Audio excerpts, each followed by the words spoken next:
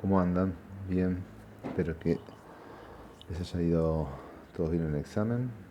Eh, Vamos a empezar a partir de esta clase con lo que es la parte más práctica y lo que yo quiero que se lleven para poder evaluar a todos los deportistas que vayan a estar a su cargo. ¿Tá? La primera clase la que vamos a ver ahora es lo que se llama análisis de nutrición básica o evaluación nutricional, que vamos a evaluar el estado nutricional o la primera eh, parte del estado nutricional. Tengan en cuenta, esperen que me voy a mover,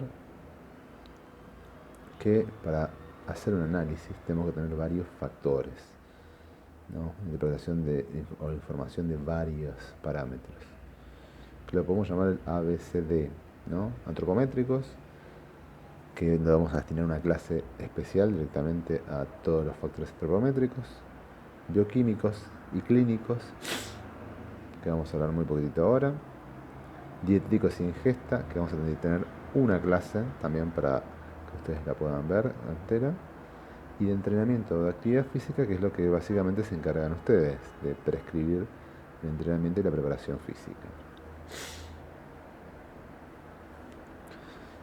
Los clínicos y bioquímicos en realidad los hace el médico deportólogo, pero a veces como la asistencia a un médico deportólogo es difícil, lo puede hacer otro médico. Tengan en cuenta, yo acá les señalo el laboratorio habitual, ¿no? Pero en un deportista siempre es bueno agregar lo que está en negrita, que son todo lo que tiene que ver con el perfil hormonal y con una enzima que es la CPK muscular, que nos va a estimar o nos va a diagnosticar si ese deportista está sufriendo sobreentrenamiento. Entonces es importante, si uno tiene la posibilidad de avisarle, que la dose en sangre, ¿tá? Y no olvidarse que el vegetariano barra vegano tiene que siempre dosarse la vitamina B12 y sobre todo la homocisteína, que va a ser un producto de la B12, y vamos a evaluar qué nivel tienen, ¿tá? Fíjense que lo que es el perfil hormonal, ¿no? Testosterona, digamos, todas las hormonas anabólicas, el cortisol, que es la hormona del estrés, está muy aumentada, va a estar en estado catabólico, toda la función tiroidea, la insulina. Si una persona no puede bajar de peso, puede ser que esté con insulinemias o hiperinsulinemias muy altas, entonces hay que tenerlo en cuenta. Y todo lo que es laboratorio normal, ¿no? Que se hace habitualmente. Los objetivos de la evaluación o del análisis nutricional es valorar el estado, identificar los deportistas que pueden llegar a estar en riesgo nutricional, o sea, de muy bajo peso o exceso de peso, entonces que esté influyendo en su rendimiento deportivo. Hacer una intervención, digamos, si vamos a evaluar es para intervenir poco o mucho, pero se tiene que hacer una evolución, una intervención. Y evaluar por evaluar solamente va a servir para una investigación. Entonces nosotros, si queremos evaluar el estado nutricional, tenemos que después hacer alguna intervención, como la que ustedes puedan brindar, pero se tiene que llevar a cabo. Y después hacer un monitoreo, a ver si se mantiene o no ese estado, esa modificación que logramos hacer. Antes de empezar, tienen que fijarse un objetivo para qué es lo que quieren analizar, ¿no? Cambiar la composición corporal, mejorar el rendimiento, mejorar lo que es la educación alimentaria, pero buscar un objetivo. Recién ahí empiezan a recolectar datos, porque a veces cuando uno recolecta datos y después se plantea el objetivo, en ese afán podría haber recolectado datos que ahora no los tiene. Entonces, siempre antes de empezar este análisis, plantéense para qué lo hacen. Una vez que están recolectados, ahí se hace el análisis y se empiezan a hacer tablas para empezar a resumir esa información del grupo e individuales o por puestos, o la forma que les sea más práctico para que ustedes puedan analizarlo. Comparar con los datos de referencia a veces sirve y a veces no, porque siempre lo importante es compararse el rendimiento con ese mismo deportista, ya lo vamos a ver más adelante.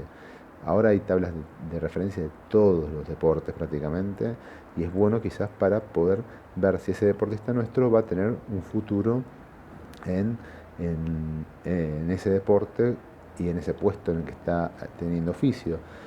Pero si ese deportista rinde y está alejado de esa comparación, puede ser que siga teniendo buen rendimiento.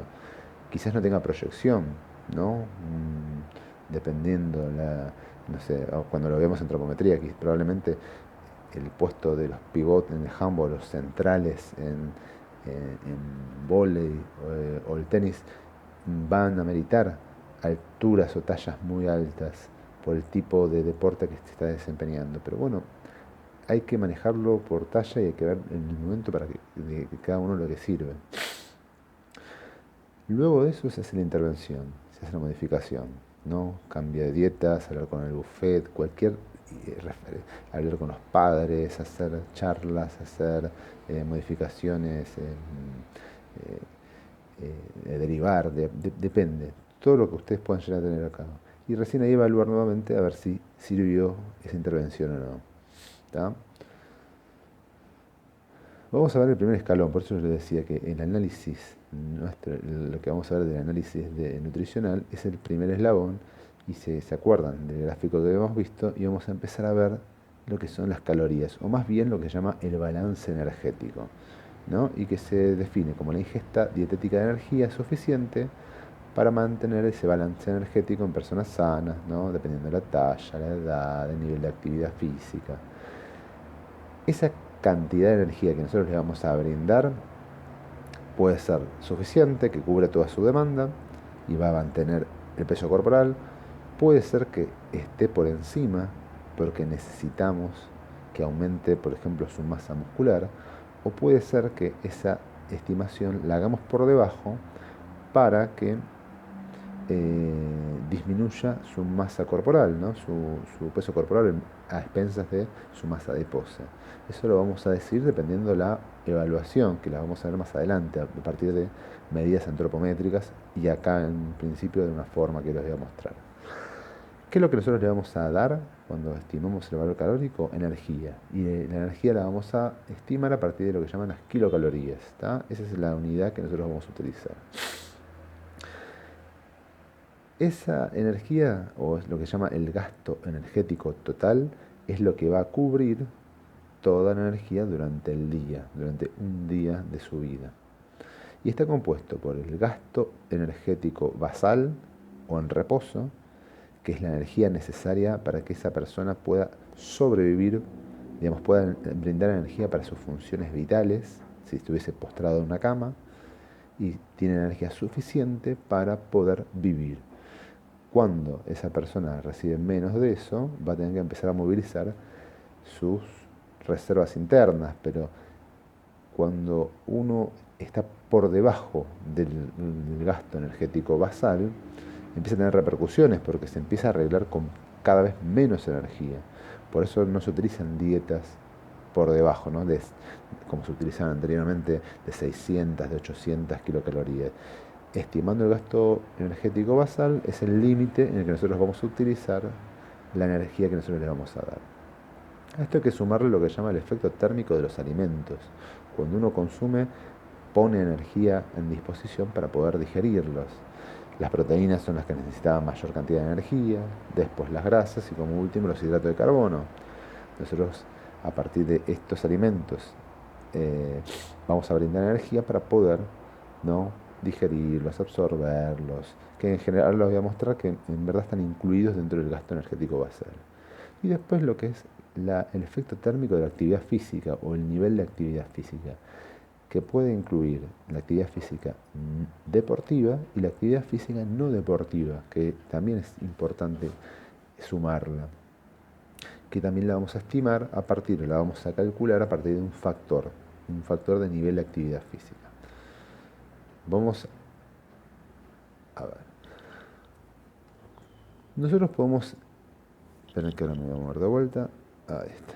Podemos medir ese gasto energético total a partir de diferentes metodologías. Una de esas es la calorimetría directa. Se pone una cámara y se absorbe todo el calor que esa persona está haciendo en una actividad física, ¿no? Una cinta, una bicicleta. Entonces, viendo eso, se puede estimar la energía que necesita esa persona. O durante un día, ¿no?, viviendo. Otra es la calorimetría indirecta. Se le pone una máscara y a partir de la exhalación de dióxido de carbono y de oxígeno se puede de forma indirecta estimar cuánto oxígeno, cuánto dióxido de carbono está exhalando para transformarlo en consumo de energía. Estas dos estamos hablando de que se hacen en laboratorios y en lugares, ¿no? Digamos, no pueden salir porque en definitiva necesitan una maquinaria especial. La agua doblemente marcada también mide la energía, pero la persona puede tomar, ¿no? Se toma una botella de agua donde hay un isótopo de agua donde tiene una diferencia. Entonces cuando ese isótopo se busca después en la orina, se sabe cuánta agua utilizó y cuánta agua orinó. Entonces lo que se puede ver es, se puede medir el gasto energético, pero se puede hacer en su actividad diaria, que eso es lo bueno. Esta es una forma de medir, digamos, uno acá directamente mide lo que está haciendo, pero es muy complicado porque tendríamos que trasladar, ¿no?, a los deportistas constantemente. El CENER lo hace, pero en modo de investigación. Por eso nosotros lo que utilizamos para saber o determinar una determinada cantidad de energía es predecir un gasto energético total validado a partir de estos métodos. Entonces, ¿qué se utiliza? Ecuaciones. Esas ecuaciones se validaron con alguno de estos métodos. Yo les puse, ¿no?, el método factorial, la utilización de los MET, que es el equivalente metabólico de trabajo, pero solamente vamos a usar estas dos fórmulas, que es la de Harris-Benedict y el método de Cunningham, porque lo que vieron que el Colegio Americano de Medicina del Deporte, que estas dos fórmulas se asocian o tienen menor error de predicción cuando uno estima con respecto a algún método de medición. Creo que era con el de agua doblemente marcada. Entonces, como tiene un error que es mínimo, se pueden utilizar para predecir y es más confiable para hacerlo. ¿Tá? Entonces yo les voy a mostrar cómo se utilizan estas dos fórmulas. Fíjense que Harris-Benedict es vieja, se calcula de 1919. Y esta es la más fácil para aplicar y lo que va a determinar es el gasto metabólico basal.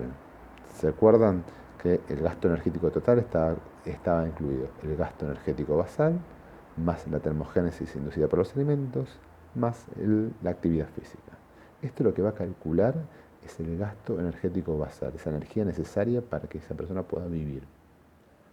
¿Y qué necesito para calcularlo? El peso, la estatura, la edad y el género. Cosas que se pueden conseguir fácilmente, ¿no? El peso, la altura, la edad, porque se pueden averiguar, se pueden medir mucho más rápidamente.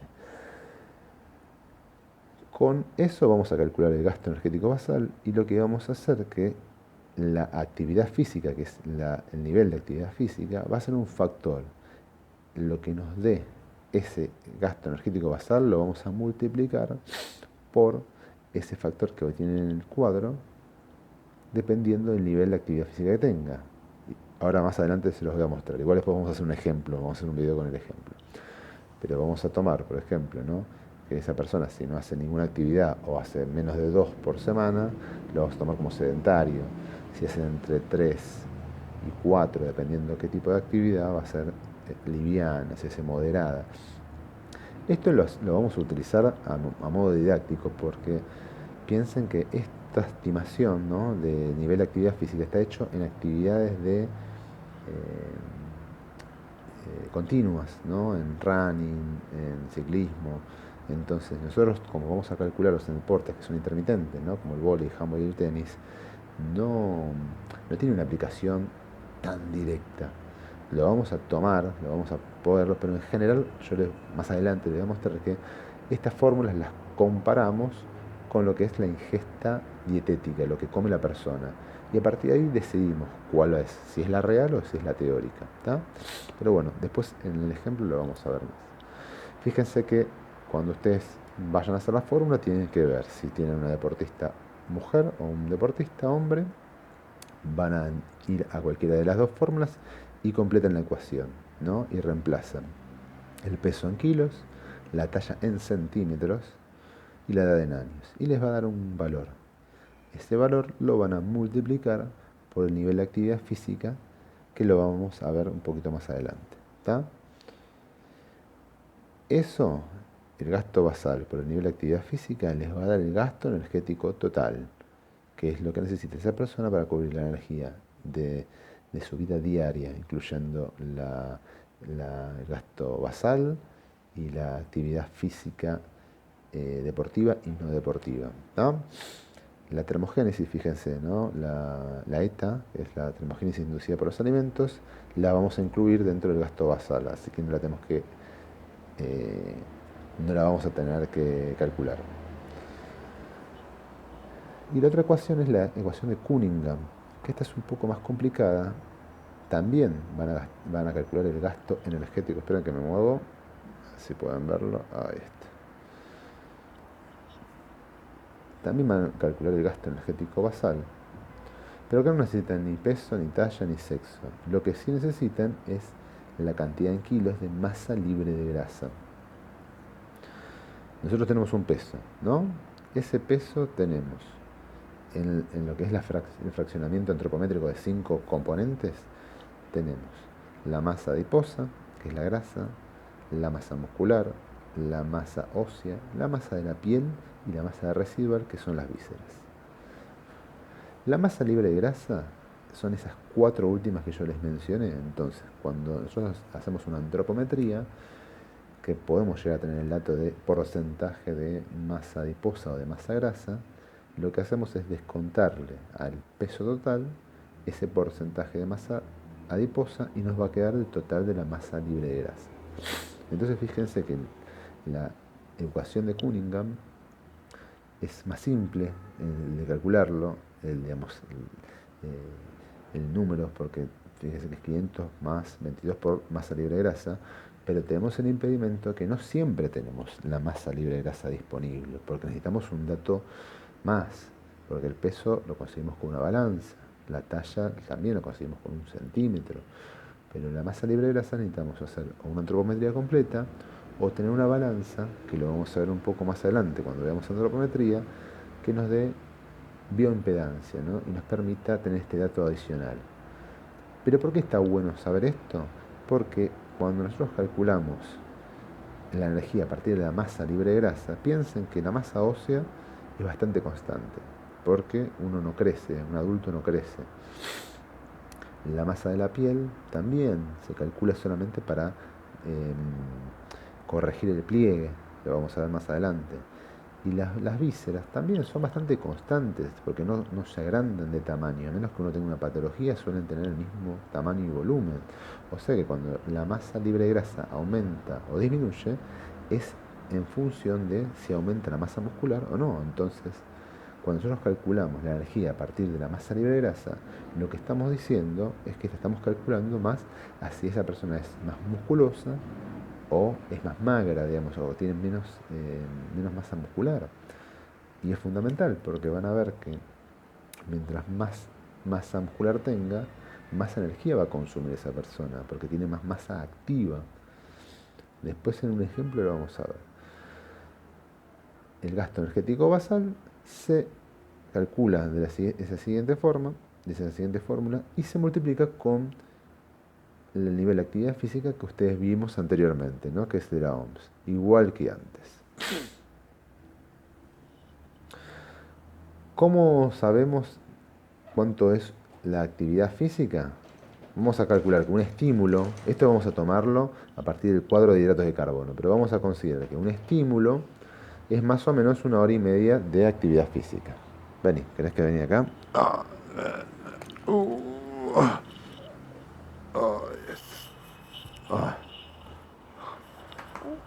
Ahí está. Para que ya termina. Ahí.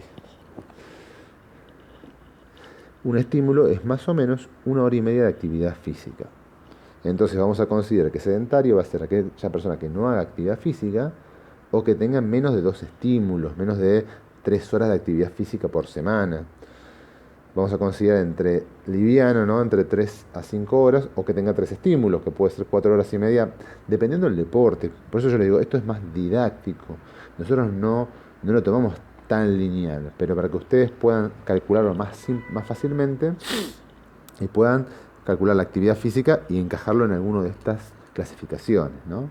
Lo mismo que moderada, ¿no? De 5 a 7 horas o 4 estímulos semanales, intensa todos los días o extremada todos los días más de un entrenamiento, ¿está? ¿Cómo? Sí, ahí está papá. Sí, ahí está papá. Fíjense que yo les agregué, cuando nosotros ca- eh, diagnosticamos o calculamos que esa persona tiene sobrepeso o obesidad, no le agregamos el factor de actividad física, porque acuérdense que nosotros lo que intentamos estimarle la energía es para o cubrir toda su energía, o mantenerla, o darle de más por si necesita subir su masa muscular. Cuando esa persona tiene obesidad, quiere decir que tiene más masa adiposa aumentada, ¿no? O sobrepeso. Entonces lo que vamos a hacer es tratar de restringirle esa cantidad de energía para que empiece a bajar la cantidad de peso. ¿Y cómo se hace? Dándole... Bueno, te pones acá. Venga acá. Ah. Uy, ahora que estoy atrapado. Ah. ¿Y cómo se hace? Destinándole menos energía para que empiece a movilizar sus reservas internas, sus reservas de grasa. Esto también puede ser a partir de, en general, digamos, en la práctica se hace no a partir de 300, hasta 500 calorías a partir de lo que nosotros calculamos se puede disminuir, porque cuando es muy extremo, vamos a ver que lo que se empieza a movilizar es la masa muscular para obtener energía. Y nosotros queremos conservarlo lo más posible la masa muscular porque es determinante para la actividad física. ¿Tá? Pero cuando ustedes hagan alguno de los ejercicios y ven que esa persona tiene sobrepeso de actividad, el gasto energético que ustedes le van a destinar es solamente el gasto energético basal, ¿tá? Sin calcularle, sin agregarle ese nivel de actividad física. Entonces me dicen, ¿cómo sabemos cómo una persona tiene sobrepeso o obesidad? Lo vamos a ver más adelante en lo que es antropometría. Yo les doy un adelanto nada más, pero después lo vamos a ver un poco más. Tenemos dos formas. Esta, que es mucho más inexacta, que es a partir del índice de masa muscular. El índice de masa muscular se utiliza mucho en niños, se utiliza mucho en... Esperemos un segundito, ya termino. Se utiliza mucho en hospitales, porque es sencillo. Es el peso sobre la talla al cuadrado. Y eso me va a dar un número en kilogramos por metro cuadrado, que nosotros lo vamos a clasificar y que en verdad lo que nos da es corpulencia. Pero bueno, también se utiliza para clasificar obesidad. Cuando ese número me dé por debajo de 18,5, esa persona va a tener bajo peso. Cuando nos dé entre 18,5 y 25, va a estar en normopeso. Cuando esté por encima de 25 y menor a 29,9, digamos, o a 30, vamos a llamarlo con sobrepeso. Y cuando esté por encima de obesidad, por encima de 30, se va a llamar obesidad. Que está obesidad tipo 1, obesidad tipo 2, 3, 4, superobeso. ¿Cuál es la limitación que tiene este tipo de indicador? Que en verdad mide peso y nosotros sabemos que el deportista puede ser que tenga el peso aumentado, digamos, o estimado a partir de que tiene mucha masa muscular. Entonces vamos a ver que en deportistas lo más importante es hacer una antropometría o hacer un estudio que nos dé un dato adicional, no solamente el peso. Pero para empezar con los ejercicios, y yo cuando se los muestre, ¿qué mi amor? Ahora lo vamos a usar. Cuando empecemos a trabajarlo, los botones estaban por acá. Cuando hagamos los ejercicios van a ver que hay algunos que ustedes, que son personas activas pero no deportistas, se puede trabajarlo cuando no se tiene una antropometría. Pero cuando se tiene una antropometría, se trabajan con estos puntos de corte, ¿no? Eso es porcentaje de masa grasa. En el hombre, cuando tiene menor a 16%, se considera excelente. Y en la mujer, por debajo de 20, se considera excelente. Piensa que la mujer siempre tiene un poco más de masa adiposa porque fisiológicamente tiene por ser para el embarazo, ¿no? Por la distribución, el estrógeno mantiene los niveles de grasa más elevados, pensando siempre en la posibilidad de que esa mujer se pueda convertir en mamá. Entonces, siempre tiene los niveles altos de grasa hasta la menopausia. Hasta después de ahí disminuye y se igualan con el hombre. Entre 16 y 19,9 van a considerarse buenos para el hombre, y entre 20 y 25,9 se van a considerar bueno para las mujeres. Aceptable entre 20 y 26 para el hombre, 26 y 30 para la mujer. Y cuando hablamos de porcentajes de 26 para arriba, para el hombre, vamos a decir que está elevado, o sea que acá hay un sobrepeso o una obesidad. O 30, también un sobrepeso o obesidad para la mujer. ¿Tá? Yo algunos datos le di para que ustedes lo calculen. Ay, perdón. Que se despertó de la siesta. Deportistas adaptados. Acá les dejo, yo se los voy a agregar esta guía. También tiene la guía esta para deportistas olímpicos, que les da las recomendaciones. Se van uniendo, se van juntando cada un determinado tiempo para dar recomendaciones. No hay estimaciones diferentes para deportistas paralímpicos. Va a depender siempre un poco de la situación y del deportista, porque un deportista adaptado puede ser que solamente tenga una amputación de piernas, puede ser que sea cuadripléjico, pero puede ser que tenga una parálisis. Entonces, cada estimación de energía va a tener un poco en cuenta su situación, ¿tá? Pero, si se puede pesar y medir, se utiliza Harris Benedict como siempre. Ahí estoy, ahora voy, mi amor. Ahí voy. No lo saques, no lo saques. Pero a veces no se puede empezar a medir o no se sabe la talla. Entonces, se puede estimar el peso y la talla a partir de lo que se llama la altura de la rodilla. Pero siempre es mejor, y esta guía lo que recomienda es que el mejor resultado es comparando la composición corporal, el rendimiento de esa persona, si está rindiendo bien o no, digamos, si está afectado, si necesita bajar de peso porque se nota más pesado, y la ingesta, que es el cálculo a partir de lo que realmente come. ¿Tá? Entonces, en deportistas adaptados, lo que vamos a hacer es utilizar Harris Benedict, trabajar sobre el basal nada más, y después ir viendo lo que nos vaya comentando el deportista. El capítulo 7 de Fundamentos de Notación, yo los dejé, es todo práctico, el examen, pero para que ustedes vean de dónde sale la información, está todo en el capítulo 7. Lo que les voy a agregar es el archivo que se llama ejercitación número 1, donde ustedes van a tener varios ejercicios para que vayan trabajando. No son obligatorios enviarlos, pero piensen que el examen es la suma de cada uno de estos ejercicios. Al final de la cursada lo que ustedes van a hacer es toda la suma de estos ejercicios. Así que es bueno que los vayan viendo, y lo vamos haciendo nosotros en las reuniones que vamos teniendo en Zoom o Jitsi. Y después les sumé lo que es el PDF de fórmulas y puntos de corte, donde yo ya les ubiqué todas las fórmulas para que ustedes la puedan utilizar, ¿no? Cunningham, Harris Benedict, el factor de actividad física, el IMC, los de masa grasa y masa muscular, para que ustedes sea más fácil y puedan unirlos todos en un mismo archivo. ¿Está? Muy bien. Nos vemos en las reuniones y ahí hacemos la parte práctica en vivo. Saludos y que anden bien.